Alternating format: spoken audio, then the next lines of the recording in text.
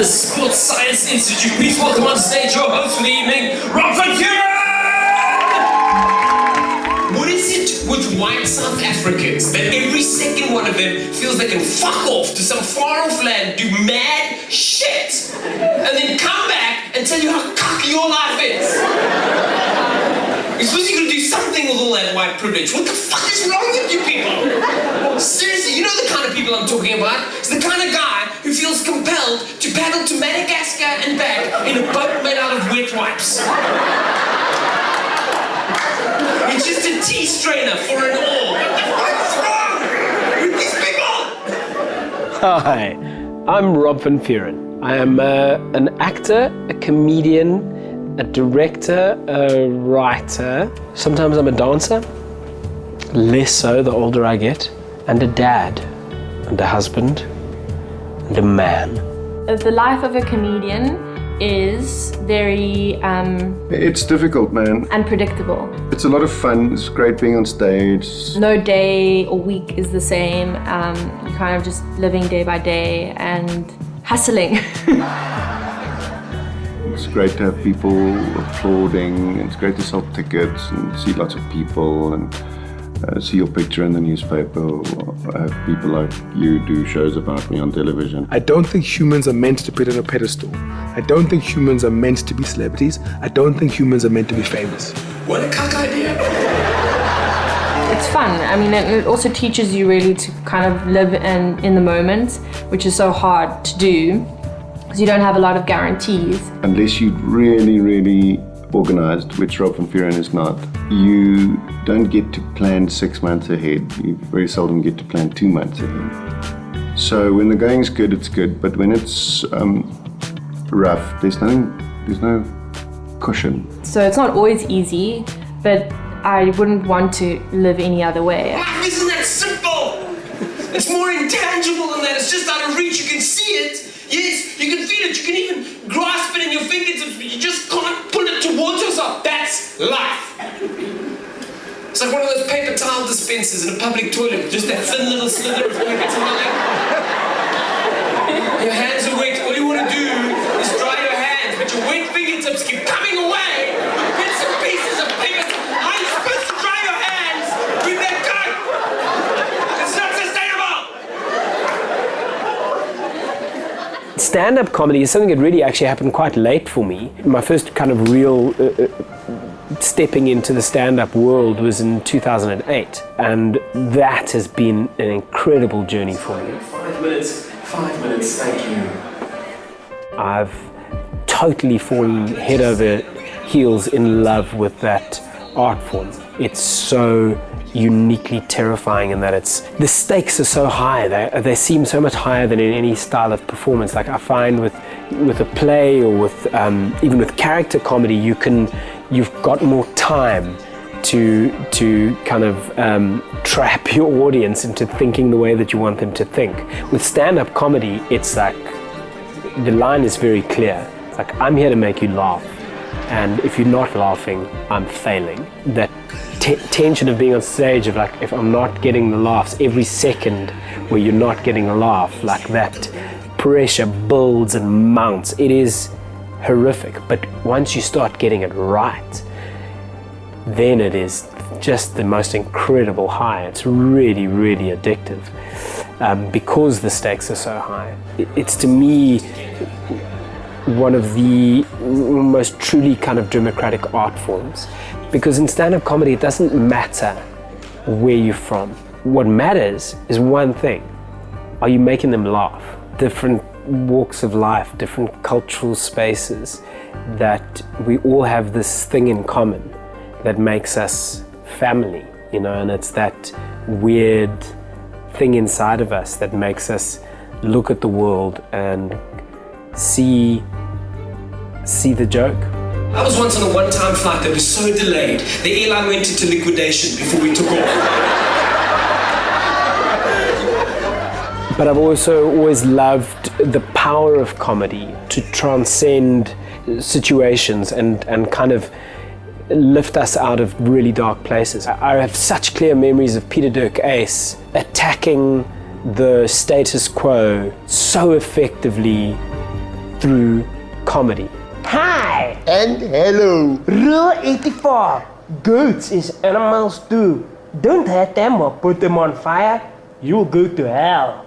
Like Steve Hoffman. And The Most Amazing Show was like a very powerful kind of comedic tool that I developed with Lo, where we got to really address so many kind of injustices in society, but just through this madcap comedy vehicle that elevated love into this higher form of insanity and comedy and love all mixed together. And I don't know, it's a mad thing. Well, I think the one single thing that made Courtney and Twaki successful was love, I think. Why, if I'm on time, is it okay for you not to be on time? Why? What makes your time more valuable than my time? huh? Tell me now. Tell me. Answer me. Why? Right here, I'm right here. Shut up. Okay. Not you, the late guy. You know, it was quite confrontational, but underlying all of everything we did was a love of humanity. And people could go to a show and experience love from the characters. And we did a lot of stuff with audiences that left them with a sense of love for each other. So I think, yeah, it's love, man. Love was the one thing that underscored kind of everything that we did. And then like I've got to do some really incredible films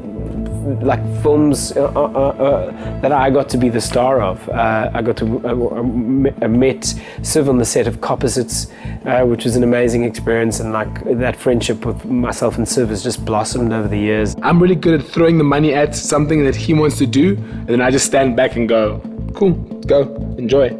And then we always do and create such amazing works. We've done drama, we've done kids' books. A lot of kids love the book. It's just about a mouse and traveling around a sugar bush. But I've watched the show and it's incredible work. Rob is a very talented man, and he's able to put something on paper and bring it to life.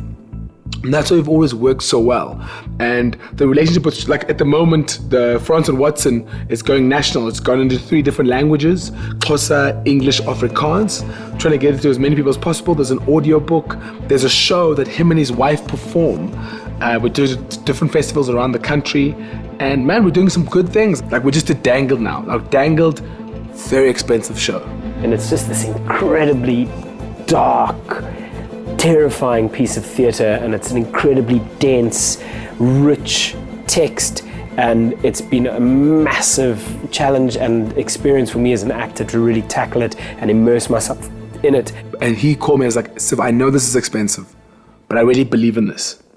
And I said, if you believe in it, I believe in it. And now I've just got to do Van der Merwe, where I get to play the Van der Merwe, the iconic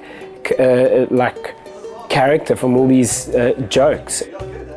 You've seen a lot of international films that create these films out of single characters, an Ace Ventura or a Zoolander. I quite like the idea of creating a single character to carry a whole film. The idea struck me that we've already got this, this character that's got a lot of equity in the hearts and minds of South Africans, which is Van der Merwe. What does he look like?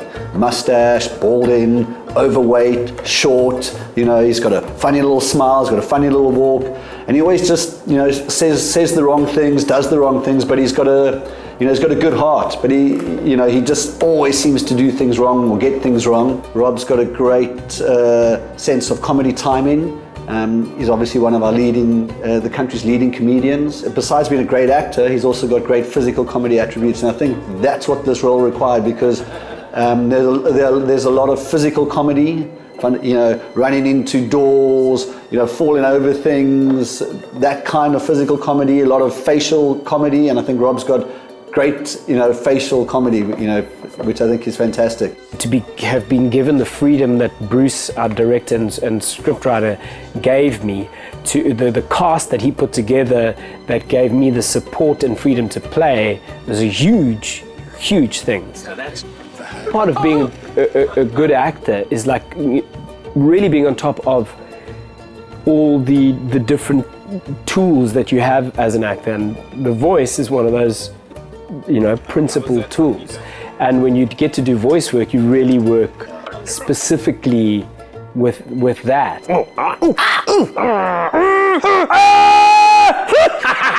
It's exciting that I'm like, there's so much more for me to do and to experience as an actor.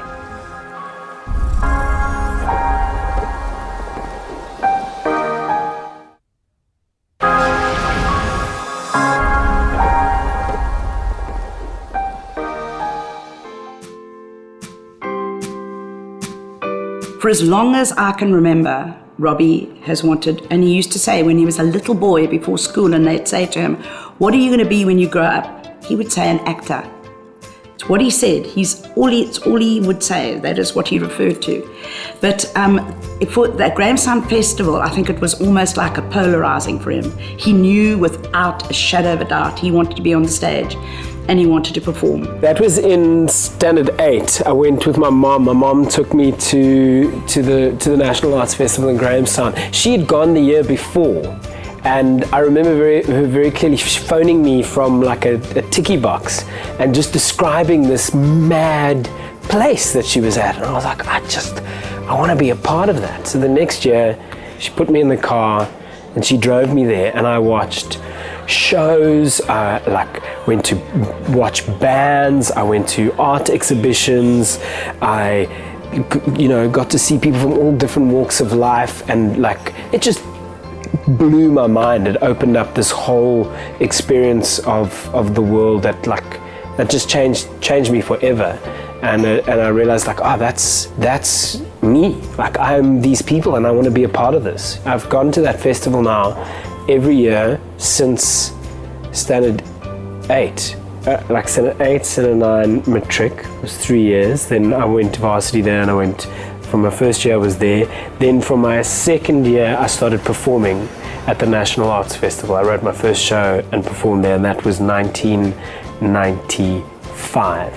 And since 1995 I've performed every year at the festival up until now. It's over 20 something years that I've been either going there or performing there for over 20 years now.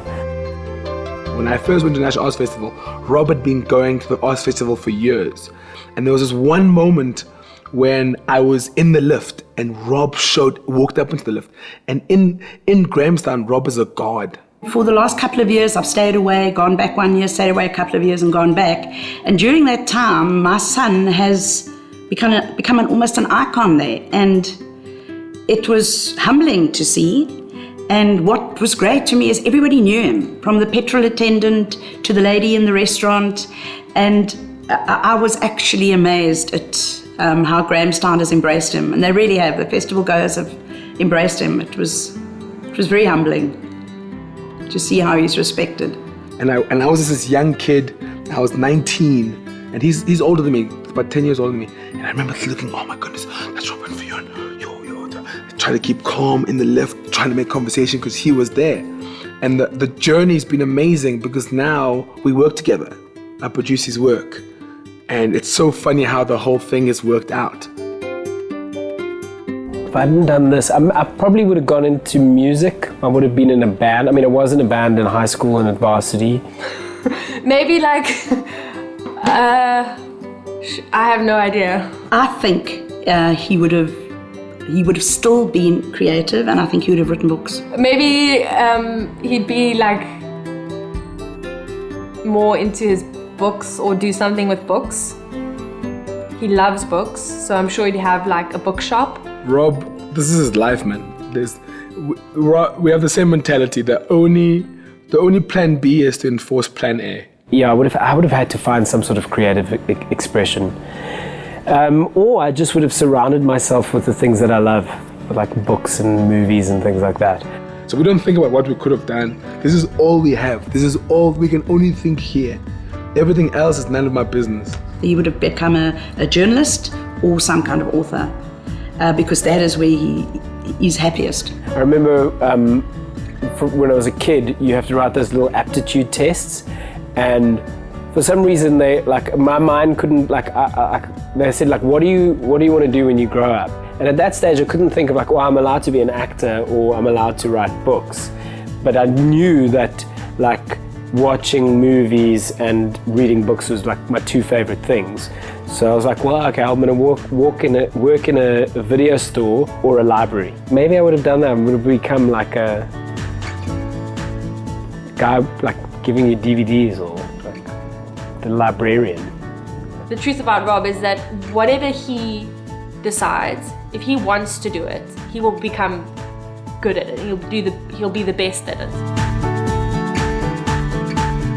Well, Rob was a really, really talented sportsman. I've always loved sport. I've always I grew up loving rugby and cricket. I think rugby is certainly my first love as a sport. He's very competitive, and we've had spent many a happy hour alongside the rugby field and the cricket field. In fact, he told me once that when he went to Rhodes, he had to make a choice. He was considering a career in sports. And I still get to play it. Siv and I are in a team together. So there's a celebrity rugby team at the TENS tournament every year. We train, Chief, we train. When 1 year we made the final, lost in the final. This year we made the semis. And another thing that I do, I box. Robin Vuuren has competed in boxing as well, in a celebrity boxing match. I really think he would have probably ended up in sport in one way or the other. Physical little bugger, that. I love it. And I think that's also one of the reasons why I like the physical aspect of theatre. It feels similar to sport to me in many ways. Like you've got to get in there. You got to get dirty. You know, you can't be afraid to get dirty and like really go for it. I don't know what inspired him. I don't have no clue. Just don't know what inspired him. The Goonies, apparently. There's a movie called The Goonies. Steven Spielberg film. It was one of the first films I ever saw. He watched that as a kid, and apparently there's one scene in the movie. I can't exactly remember the scene because I also I don't know the movie that well. It's a movie about kids, and there's all these kids running around going on this adventure. And I remember the one kid, Chunk, the fat kid, it's like squashes his milkshake up against the window and he goes, oh shit.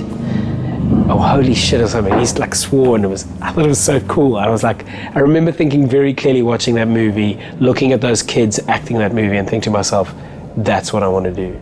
I want to do that. He also really loves theatre, he loves film, he loves performance. He really, really, really loves and cares about people. And comedy is a great place to combine all those things. Some performers you watch, and some performers you go on a journey with. Rob will take you onto a journey to a world that is in his head. He's inspired by humans and what he sees around them, and I think it's because he loves them. His comedy is not nasty. Doesn't break anybody down. It's in essence a celebration of the crazy, dysfunctional, beautiful madness of humanity, you know?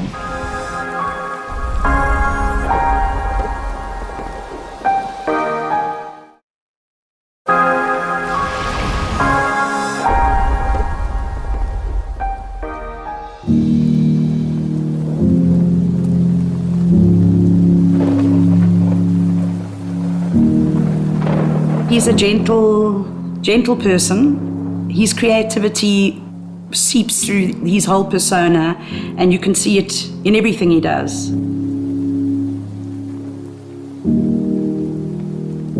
He's adopted a beautiful girl called Bijou, and it's his heart, it's his more. Like there's posts, there's pictures, they talk about each other. I hear them arguing on the phone sometimes. She's so independent. Becoming parents was a huge moment for both of us. We were both very lucky to have adoption in both sides of our family. So when we decided we wanted to adopt, it was an amazing experience to share with him. So that's kind of like probably the most amazing experience.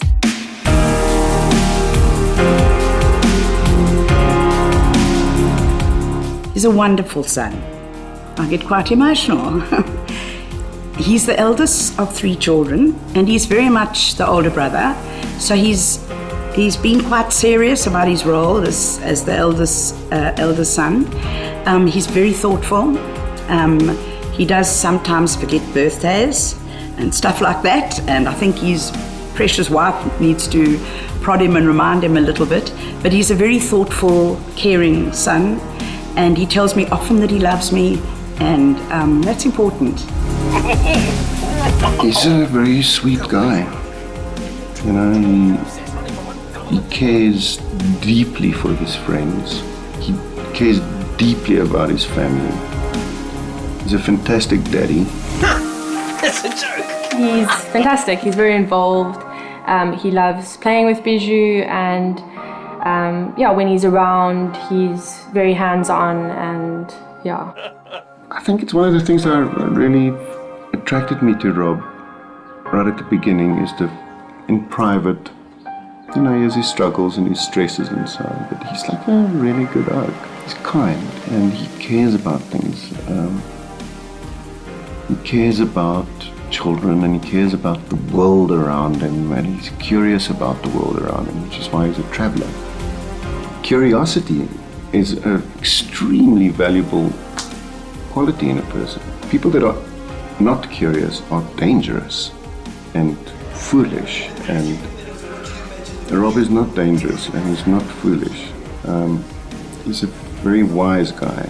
He's a good friend. He's just always very late. What did you want to talk to me about these guys? Well, I can't have them in here and doing shit while we're recording. That's just not possible. That's fine. I mean, why don't you call me? Sort this out. Did my agent not? Nobody told me these guys are pitched up here. And Are you kidding me? yeah, it's just not right. Sorry.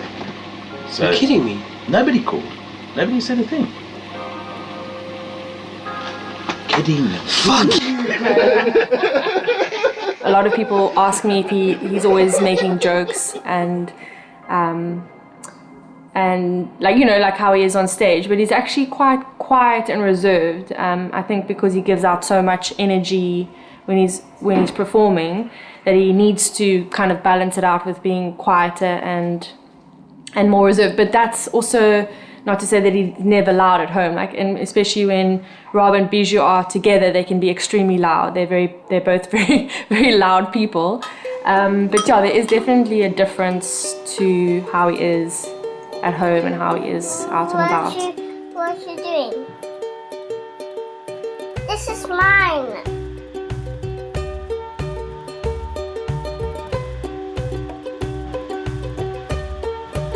Hello guys, and welcome to the elephant.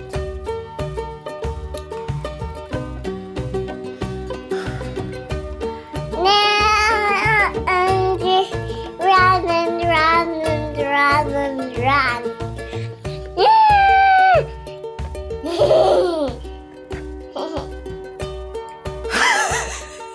Robbie behaves the same in front of cameras with people as he does. He's a very, very relaxed person.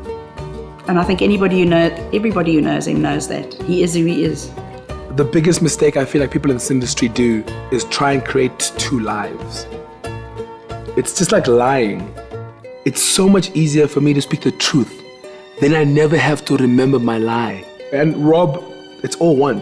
It's one. It's once he has business of the industry, he has a family. That's always part of him. His comedy, he speaks about his child and his wife, his family. It's all one. Becoming a dad, that changes your life in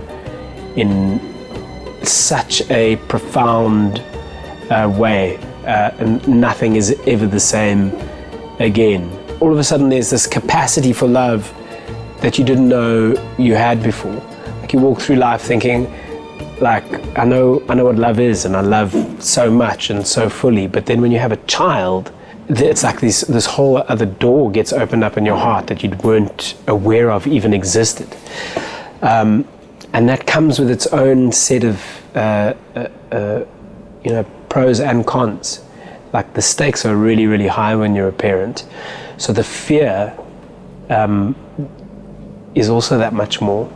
I guess, like everybody, you have your insecurities and your doubts. I think he's very scared of not making the bond payments. But I don't think he's too fearful. And what's really great about what I like about our relationship is that a lot of the time we've done things that don't really make sense according to, when you should do something or what other people have thought is a good idea. We'll do it, without thinking too much, and it's always worked out. We have that in common, so I think that's what's great about our relationship. We don't get stuck too much on like, oh, is it a bad idea? We're more like, is this going to make us happy?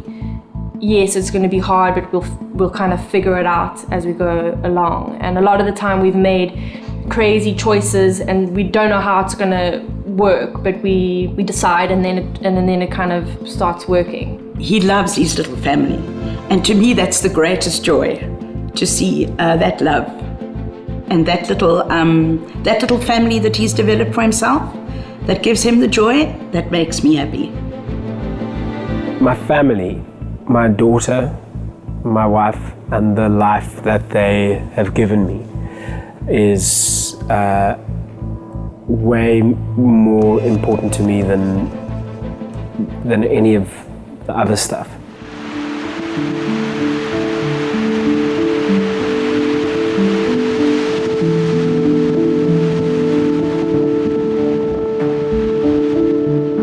There were some sad things that we've been through together.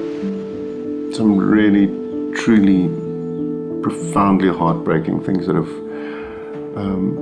happened in our own lives and in the lives of people around us. That would probably be when his gran passed away, my mom.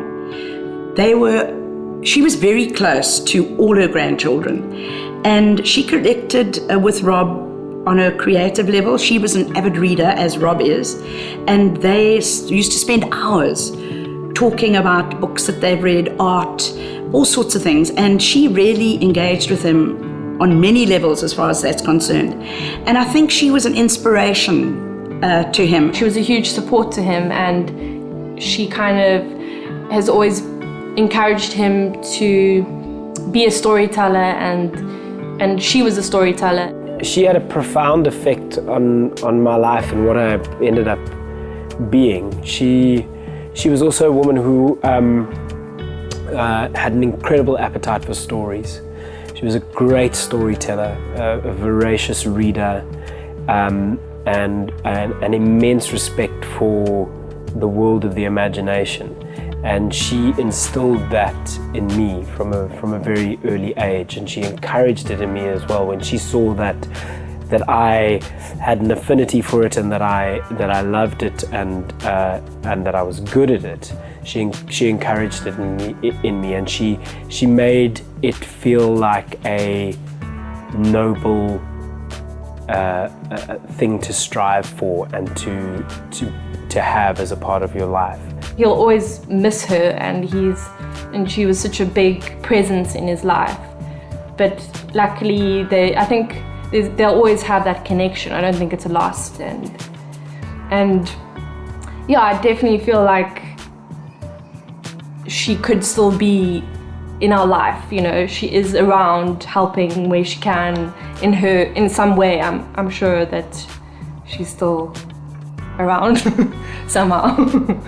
More than anything else, I have just this overwhelming sense of gratitude that I had such an incredible woman that I could look up to, that could teach me, and it's something that characterizes my life. I've been very blessed to be surrounded by powerful, independent, intelligent women of integrity, and now I'm raising one, and that's really cool.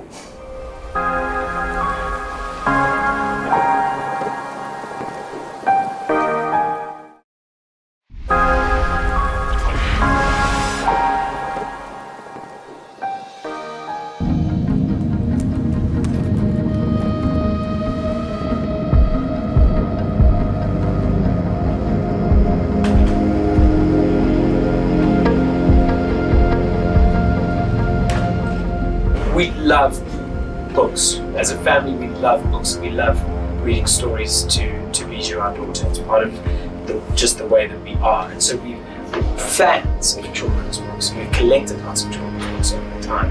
And what we found is that there are some really incredible local books, but not enough. You want more of them, you know.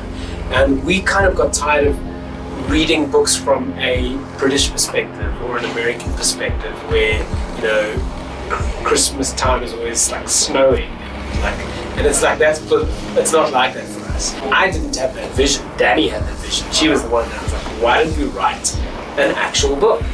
And then we did. So we definitely wanted to feel African and have it as you know, African animals, and also in particular animals that don't necessarily get the spotlight every now and again, like a little striped mouse. Like, who ever talks about the striped mouse, or pangolins, or, you know, porcupines? It's always the big five that get all the limelight. So that was something that we wanted to do, and we also wanted to deal with environmental issues, which I think are that's a global issue, and it becomes more and more so, you know, as global warming takes its terrifying kind of grip on this planet. And so we wanted all of these elements to come into it, but then it also has an element of fantasy and a kind of magic to it, which is also can relate to anyone anywhere in the world. So I think while it is still particularly South African at its heart, it is a global story. It's a story about not casting anyone aside and believing in yourself, and no matter how small or insignificant you think you are, like, you can do amazing things, and yeah, you've got to believe in yourself, and you can't listen to other people. You've got to like follow your heart, basically. Also that idea of like the smallest child with the smallest voice must still be heard and is important, and that voice could be the voice that makes the biggest difference at the end of the day.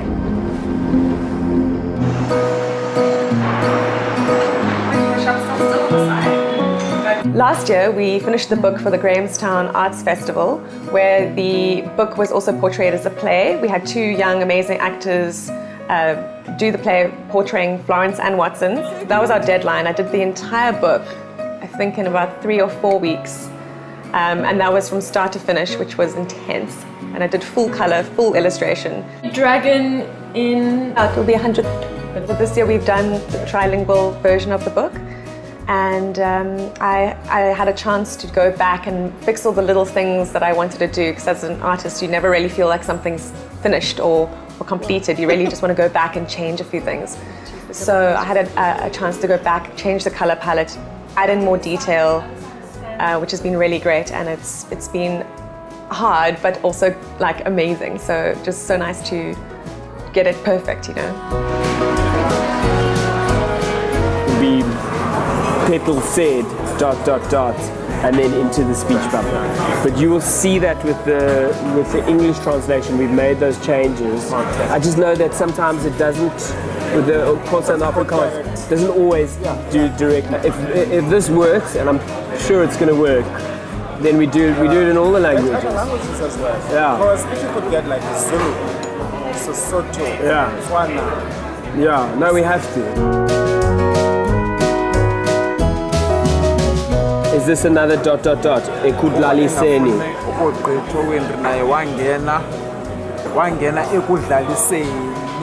Now that we've worked together on Florence and Watson, it's been amazing. It's actually been so good for our relationship, because we're working as a team at the same level. Nobody's anybody's superior.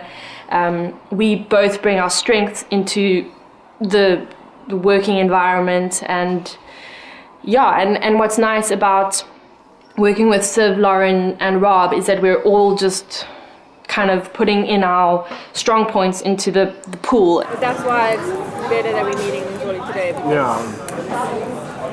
Just to do the last. It's done and we're sure about it. Every time we send it, we're like, this is the last one. But I actually do think this is the last one. It doesn't work like that. Never, eh? Never. I actually do think this might be the last one. It doesn't work like that.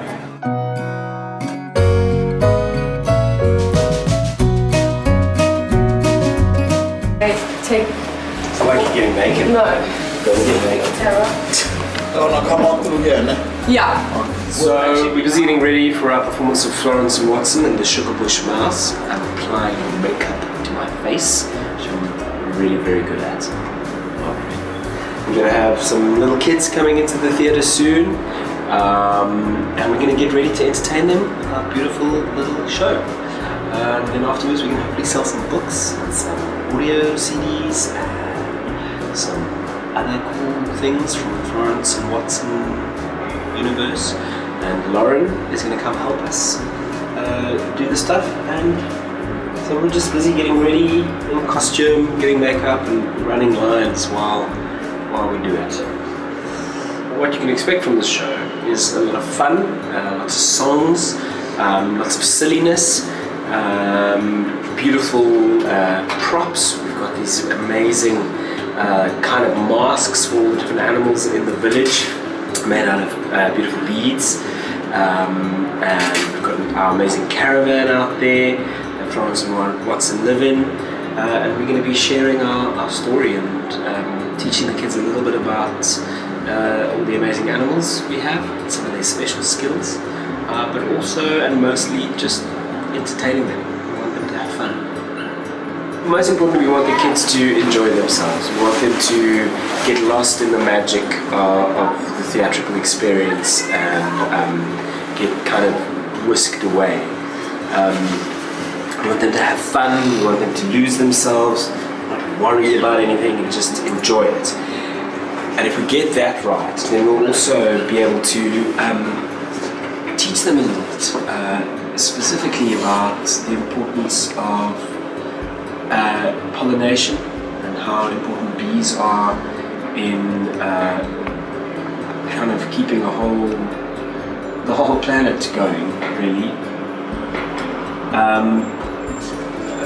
And then there's like other little interesting bits and pieces that they can pick up, like the fact that striped mouse are also pollinators.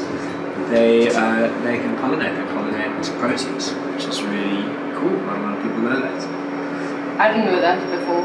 She still doesn't.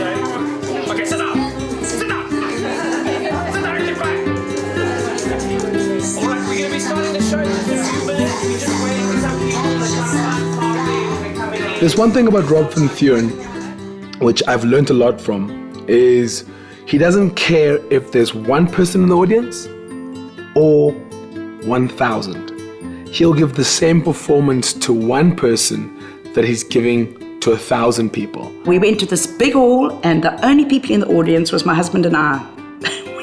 And Rob, like the true professional he is, he did the whole performance as though that house was full. Well, Rob is a serious pro apart from the lateness. He's an ultimate pro. He does his homework. He'll give you a good take every time. He'll throw heart and soul into every gig. He is a pro. Okay, I think we're ready. Got everything? Yep. I think it's time to do introduction song. You ready?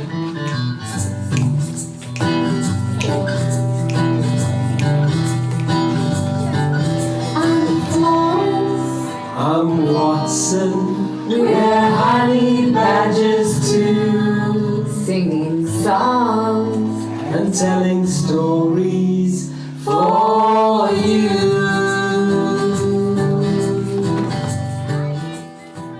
So it's kind of terrifying doing a show for kids. You never really know what to expect. They throw curveballs at you all the time. The fairies are scarce and kind of invisible. Which, for fairies, I guess, isn't that incredible? No, I've never seen a fairy. You know why? Because they're invisible. Exactly. That's why. Yeah. That's why you can't see fairies, because they're invisible. They might be here. There's probably one sitting on your shoulder right now. We don't Jake. know. But you don't know. Why? Because it's invisible. Okay? Pay attention, Jake. Thank you. It's because they're fast as well. They're invisible and quick. And sometimes completely, like, not even there. They talk to you. They start making suggestions for what you should do or where you should go. But they were such a cool little crowd. They were into it. Yeah. We had lots of fun. This guy! Be the buffer. Always grumpy, but everyone still loves it.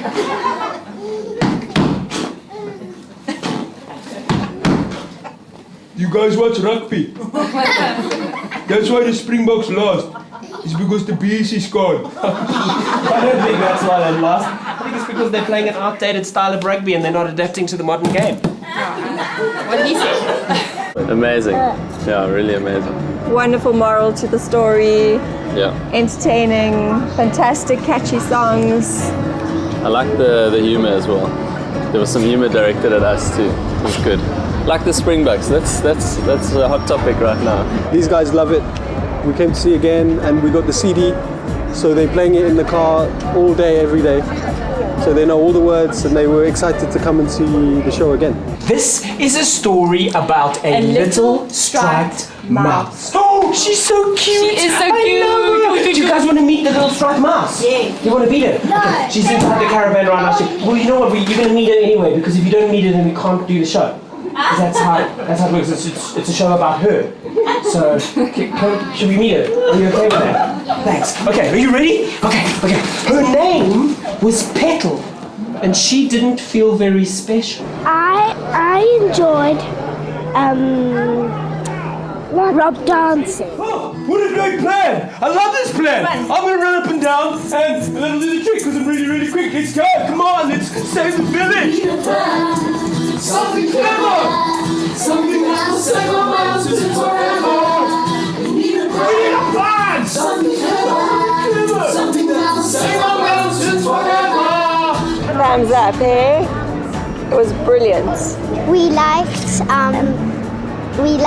everything. Florence and Watson was just an amazing little show. I've had the book for some time, and the CD. It's just great to sing along. I love the theme of it, and the storyline is lovely. It's got a lovely message at the end. Yeah, lots of like reminding of working together and playing together, you know, and a lot of jokes in there they have for adults.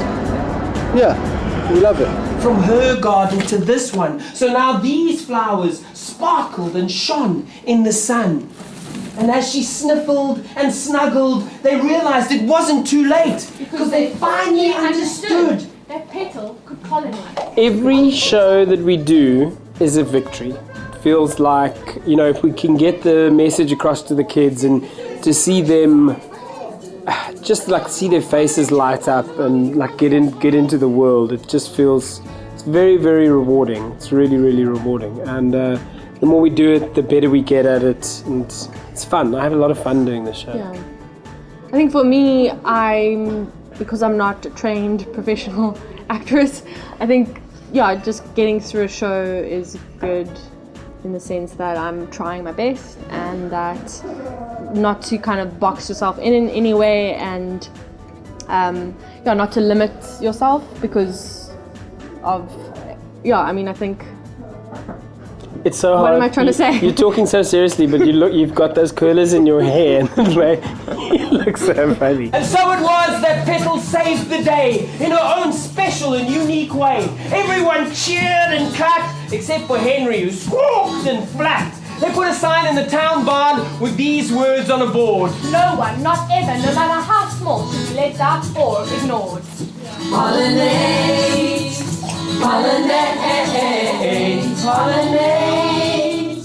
Basically, yeah, I'm just relieved that I got through it and didn't make too much of a mess of it. Didn't start crying. You forgot your line. We both repeated lines at one point. Well, it's hard when I get distracted when things go wrong. Like just right at the end, the petal puppet got stuck in the flowers, and then I was like all nervous to try and not get stuck, and then in that moment, I completely went blank and forgot the last few lines of the show, which was terrifying, but luckily it only happened at the end and kind of filled in for me. So. You recover. I think that's the thing about kids theatre is that you've got to embrace the chaos of it, because it is chaotic, and the kids throw in this whole other level of chaos, and the more we do that, the more we just kind of have fun with it. Thank you so much for joining us. We love you guys! We love you! Go inside. Check it out.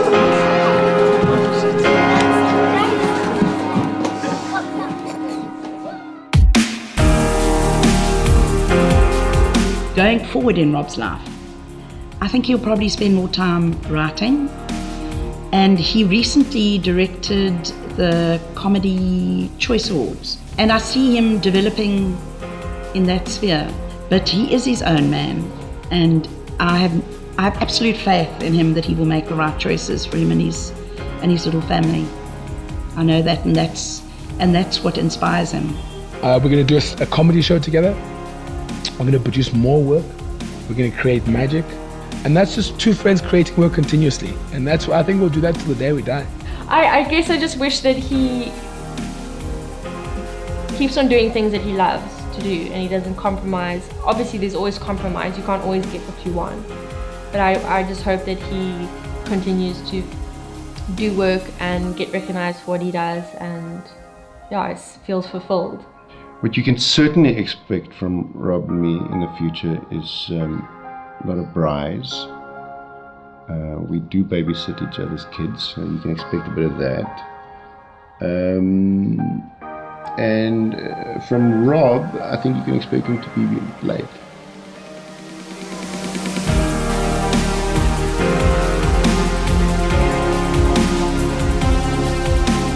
More of the same.